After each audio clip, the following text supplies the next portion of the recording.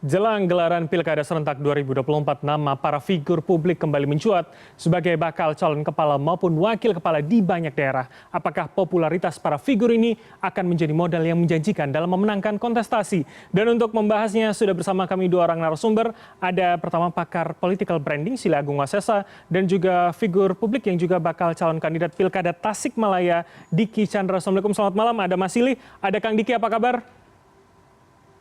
Baik, alhamdulillah. Alhamdulillah. Alhamdulillah. Alhamdulillah.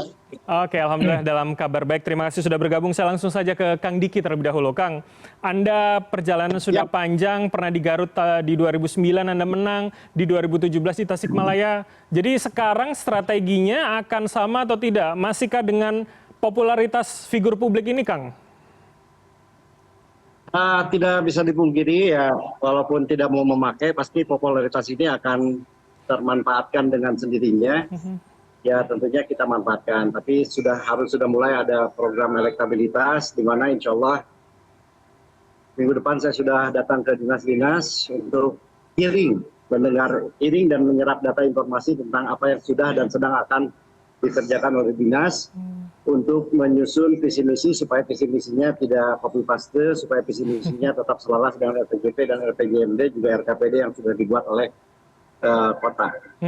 Nah itu artinya dengan menjaring itu Anda yakin kemudian tidak hanya popularitas tapi elektabilitas juga bisa didulang begitu, Kang? Ya, selain elektabilitas, selain popularitas, ada message, ada pesan yang ingin disampaikan bahwa harapannya saya ingin belajar, terutama untuk saya sendiri, mudah-mudahan yang lain juga, bahwa untuk pencalonan ini bukan semata-mata hanya sekedar ingin mencalonkan menjadi pemimpin, tapi juga mengetahui tentang berbagai masalah yang ada di wilayah, mengenal potensi baik permasalahan ataupun potensi unggulan, dan menciptakan beberapa solusi yang nantinya akan menjadi bagian daripada visi, misi dan juga program yang akan disusun pada saat bila diizinkan naik berjalan. Kedua, ini juga sebagai pembelajaran politik karena rata-rata para calon kepala daerah orang-orang kaya, saya bukan orang kaya, saya nggak punya partai, saya nggak punya duit. Kira-kira mungkin nggak sih, karena undang-undang dan agama tidak mengharuskan atau tidak mewajibkan orang kepala daerah, calon kepala daerah itu kaya, tidak kaya. Kira-kira nggak lolos atau enggak. Jadi saya ingin juga membuktikan hal ini. Oke, baik. Saya ke Mas Sili terlebih dahulu. Jadi kalau kemudian dengan perjalanan panjang kalau kita dalam melihat kasusnya Mas Kang Diki begitu ya, Mas Sili. Jadi artinya sudah tidak hanya popularitas, tapi juga track record ini juga akan menentukan, Mas Sili.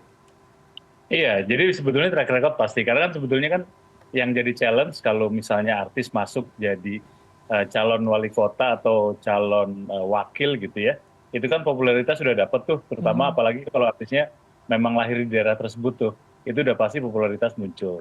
Nah yang kedua kan memang modal untuk dipilih bukan cuma popularitas, tapi elektabilitas tuh. Nah makanya gimana konversi dari popularitas ke elektabilitas ini yang jadi challenge nih. Jadi kredibilitas, nah di situ baru tuh dia pernah ngapain aja sih gitu ya, programnya bagus apa enggak gitu ya, kalau sama kita yang orang bawah dulu kayak apa gitu, itu yang harus dipahami tuh Mas Bram, karena kita juga tahu ada banyak artis yang maju ke calon kepala daerah gitu ya, yang nggak kemana-mana gitu, popularitasnya ada gitu, tapi ya udah begitu sampai bawah ya jeblok. Tidak linear ya. Betul, jadi nggak linear. Jadi satu step dapat, popularitas sudah dapat lah. Nah tinggal challenge-nya elektoralnya gimana nih ngerubah ke elektabilitas. Baik. Itu. Oke, Mas Sili, ini tadi kalau kemudian Kang Diki mengatakan ingin mencoba bahwa bukan orang kaya, tidak punya biaya, tidak punya anggaran begitu, bisakah ini kemudian menjadi branding? Karena kan kalau Anda pasti akan melihatnya dari perspektif itu begitu, Mas Sili. Bisa banget, bahkan beberapa yang saya tahu artis-artis tuh dia malah dapat mahar di depan duluan tuh gitu ya. Nggak tahu kalau Kang Diki dapat apa enggak gitu, tapi rata-rata mereka justru karena dia tahu sebagai food getter, kemudian ditempatkan biasanya sebagai calon wakil gitu ya, bukan sebagai calon kepala daerahnya. Artis paham posisi itu tuh, artinya ada bahwa dia food getter dan dia bisa dapat untuk popularitas dia bisa diambil. Baik. Nah terkait sama Kang Diki apakah nggak kaya, rasanya justru di situ keunggulannya tuh. Keunggulannya di situ gitu. Apalagi kan memang Jawa Barat sangat sangat beragam ya ininya ya. Masyarakatnya kan sangat antar kabupaten kota tuh beda banget secara signifikan sih Mas. Karakteristiknya. Oke, baik Mas Silih. Ya, Saya ke Kang Diki lagi, Kang. Jadi kalau kemudian ini disebut sebagai kekuatan begitu oleh Mas Silih, jadi artinya Anda kali ini ingin menjadi kepala daerah, jadi Bupati Tasikmalaya atau jadi wakilnya saja cukup begitu nanti, Kang?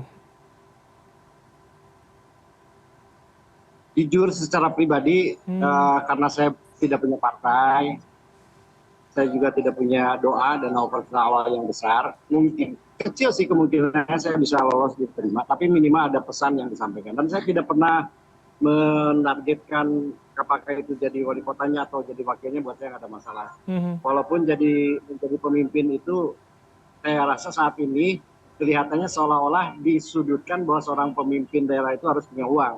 Karena kalau pemimpin daerah tadi yang dikatakan ada sponsor, minta kiri, minta kanan, pada akhirnya ketika jadi dia mau nggak mau harus dalam tanda kutip mengambil APBD untuk menyelesaikan pinjaman-pinjamannya. Dan ini hal yang buruk yang terjadi di negara kita. Yang dikhawatirkan ke depan kita tidak akan pernah maju, akan stagnan seperti itu terus kalau pola ini terus disampaikan. Sehingga ini adalah pesan yang ingin saya sampaikan, bahwa walaupun saya nggak jadi, minimal saya harus menyampaikan pesan tentang pilkada-pilkada yang ada di daerah yang mungkin juga akan bermanfaat untuk pilpres ke depan. Kang, berarti terakhir untuk Anda, jadi artinya itu akan menjadi pesan dan persona yang ingin orang lekatkan pada diri Anda, begitu Kang Diki?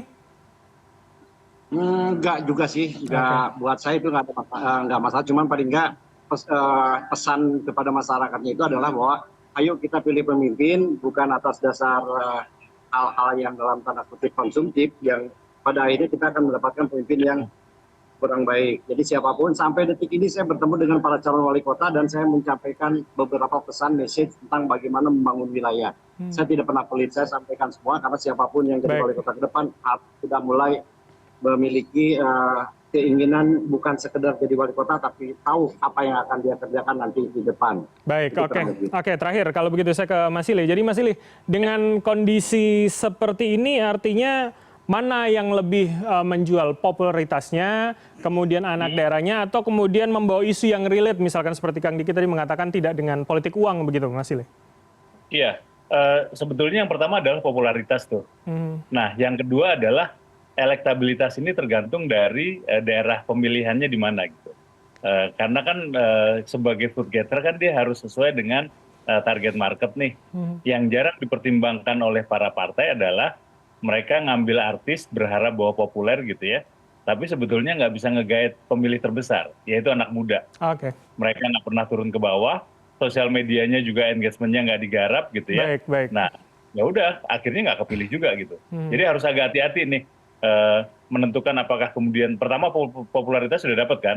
Yang kedua gimana nih dia bisa dipilih apa enggak, bisa ngebantu lah tepatnya. Baik, dan yang terpenting adalah anak muda dan media sosial tadi seperti Anda katakan. Itu menjadi instrumen penting hari ini. Oke, terima kasih atas waktu dan insight dari para narasumber. Ada Mas Silih Agung Wasesa, pakar political branding, dan juga Kang Diki Chandra, public figure yang juga politikus dan calon kepala daerah. Terima kasih telah bersama kami. Sehat selalu, selamat malam.